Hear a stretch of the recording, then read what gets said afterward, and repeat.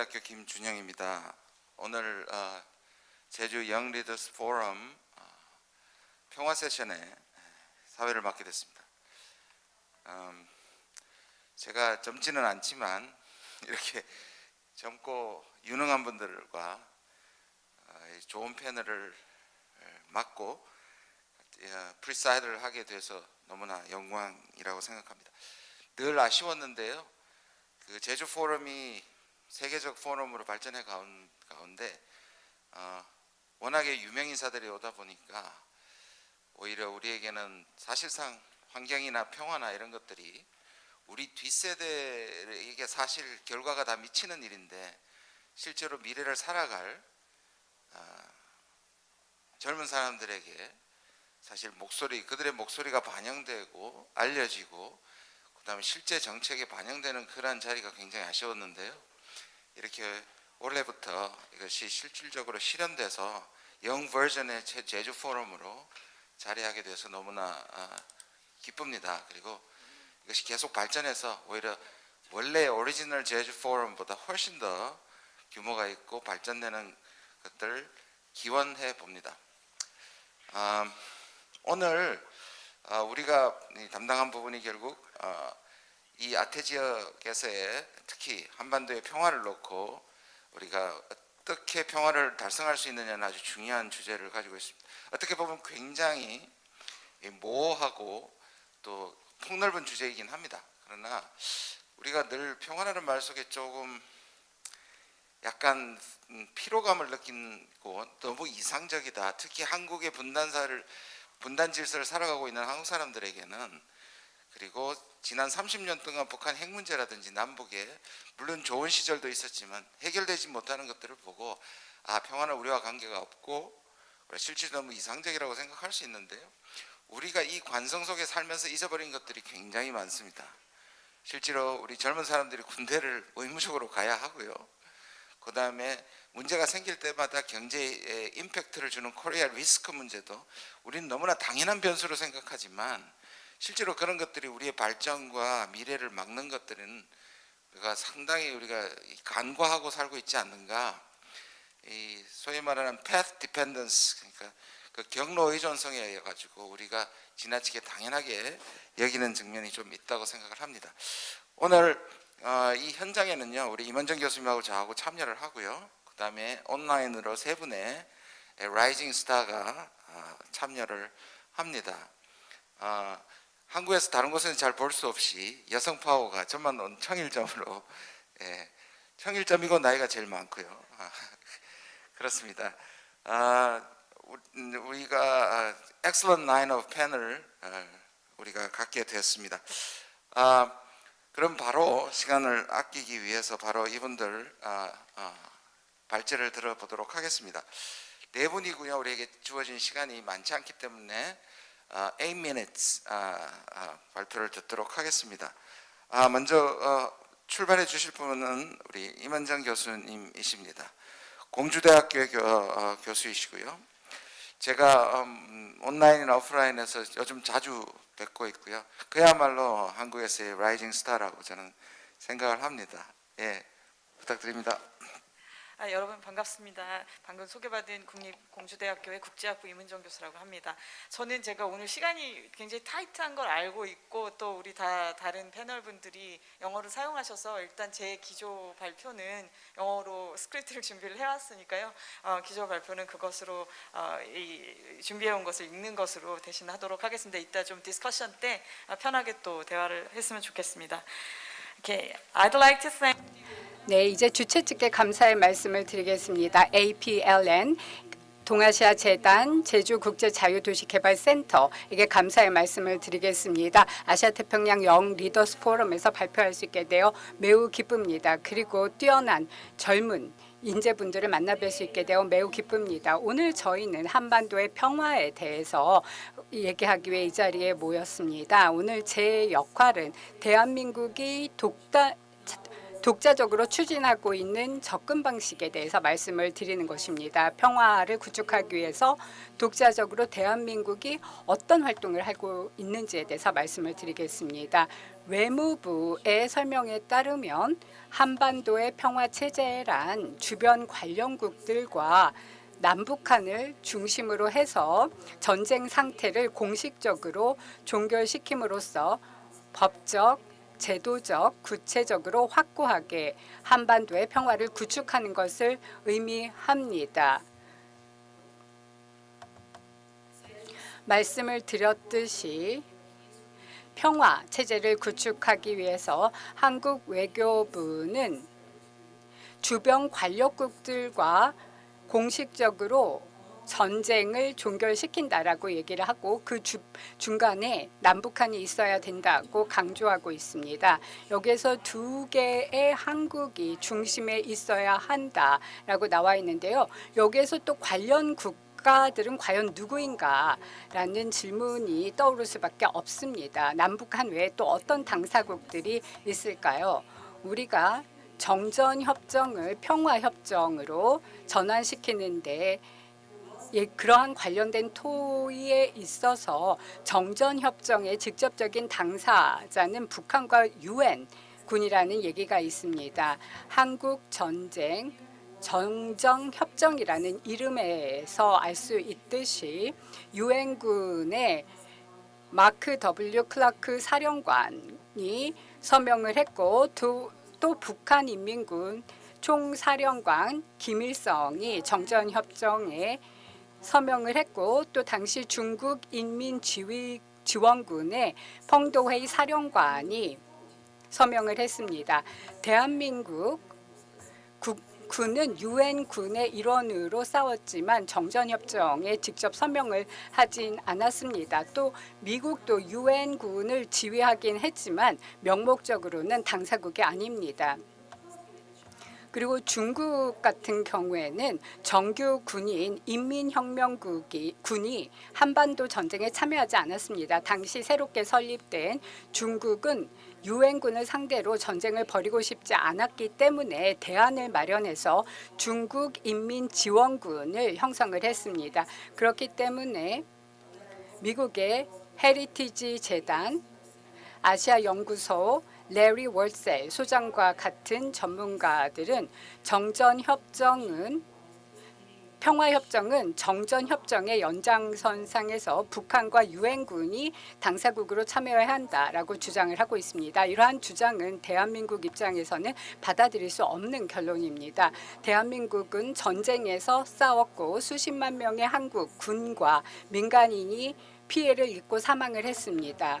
유엔 총사령관이 서명을 했을 때 대한민국도 꼭 그 자리에 있었습니다. 정전협정 이후에 한국은 한반도 전쟁의 어려운 결과와 싸워가면서 아직까지도 그 고통에서 자유롭지 못합니다. 앞으로 한국인들이 한반도에서 또 계속 살아나갈 것입니다. 그렇기 때문에 대한민국들은 정전협정에 있어서 실질적인 당사자라고 할 수 있습니다. 이러한 역사적인 맥락에서 이제 4월 27일 채택된 남북 판문점 선언이 2018년에 채택이 되었죠.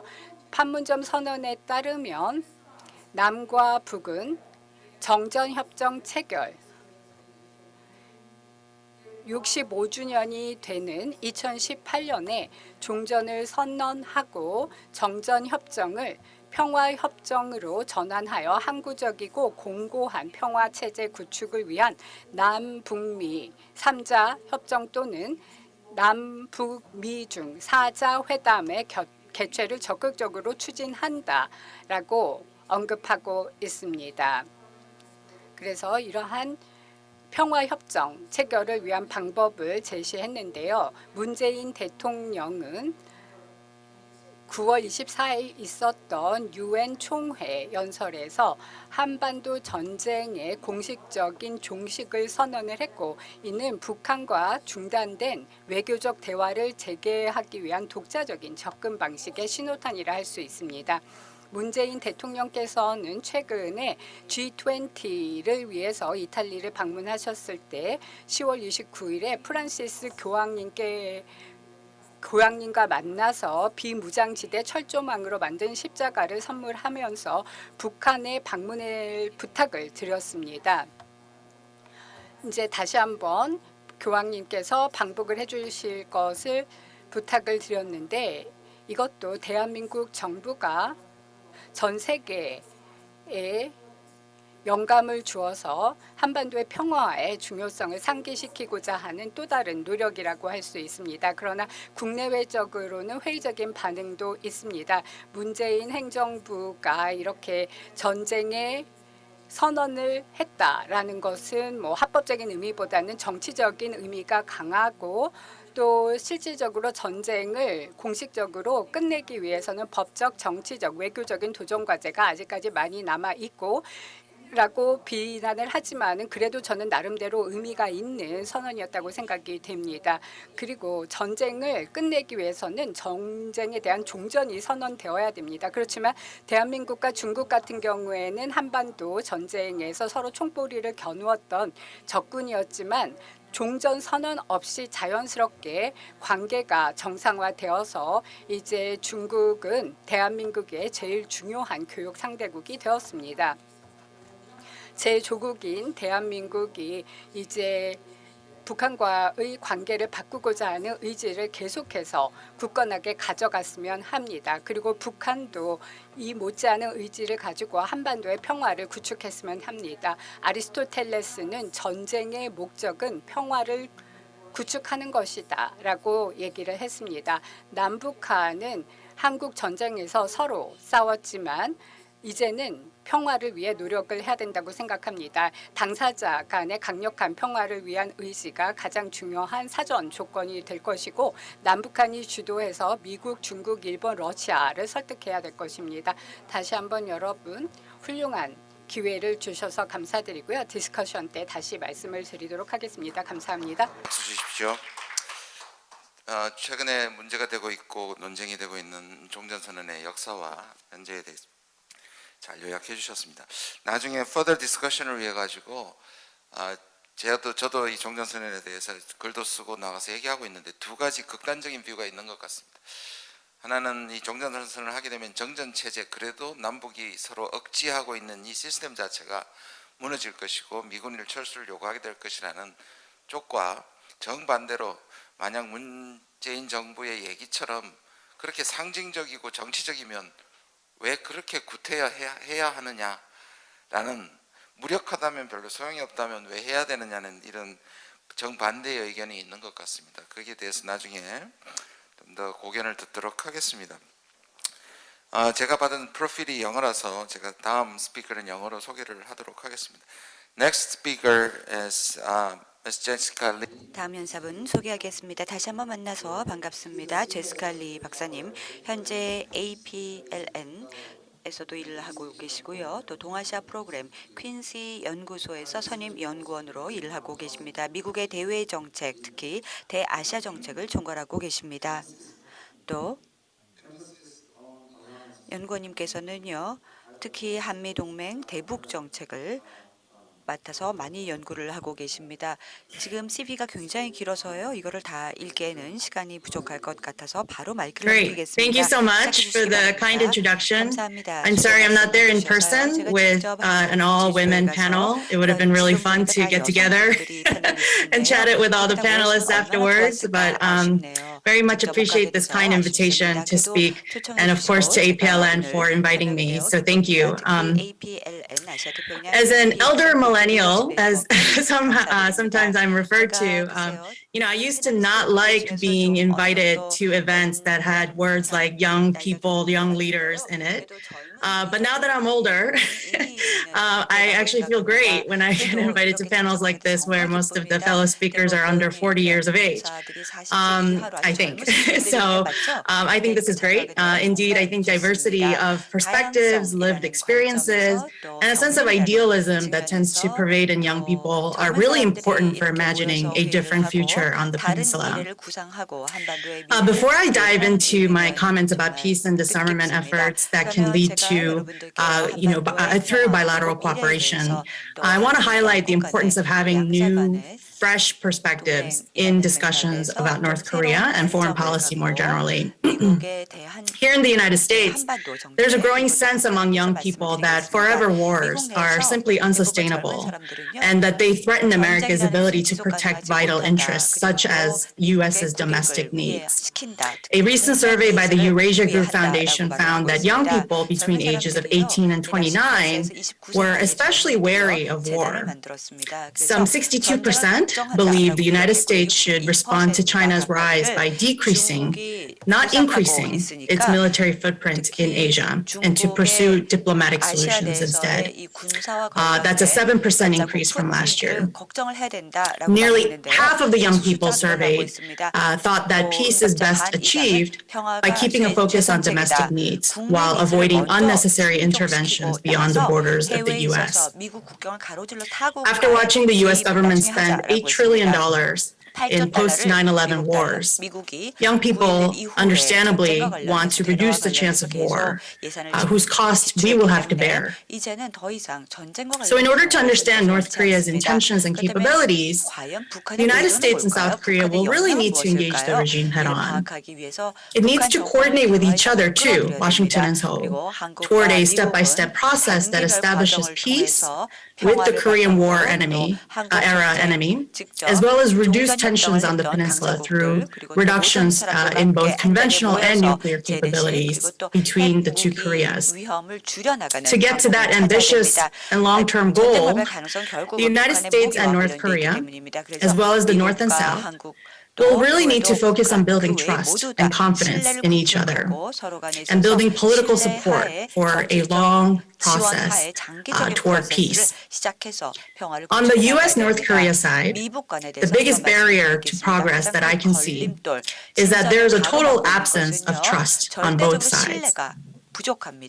Washington blames North Korea for all past negotiations and their failures.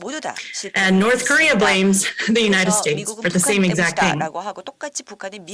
North Korea further feels that after the abrupt end of the Hanoi summit in 2019, that the United States doesn't seem to have anything to offer that is concrete, that would make its return to negotiating table logical. Pyongyang wants to see some concrete moves toward a less hostile policy, perhaps including sanctions removal, rather than vague statements about talking without preconditions, which is what the Biden administration has offered to date.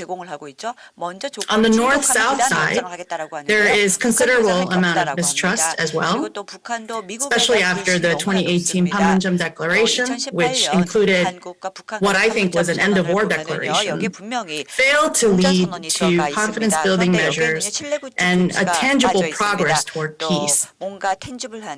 Fortunately, several efforts at the bilateral and multilateral levels can help break the current stalemate in U.S.-North Korea and inter-Korean talks.